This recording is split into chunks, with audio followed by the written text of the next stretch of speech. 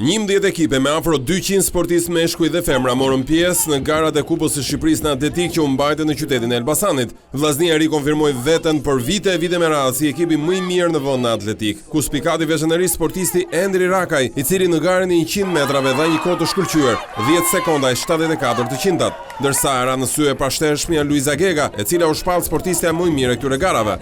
Kupa e Shqipërisë, sikurse shpjegoi presidenti i Federatës Izmir Smajlaj, shërben edhe për kualifikuesit e lojrave europiane që do të mbahen në datën 30 maj në Monako. Një aktivitet shumë i rëndësishëm i kalendarit tonë. Kemi një pjesëmarrje goxha të lartë, mbi 200 atletë, mbi 10 ekipe që marrin pjesë. Presim rezultate shumë mira, sidomos dhe nga brezi i ri, i cili e përgëzoj shumë, i cili po vjen me një forcë shumë madhe, edhe federata do të ketë gjithmonë prioritet.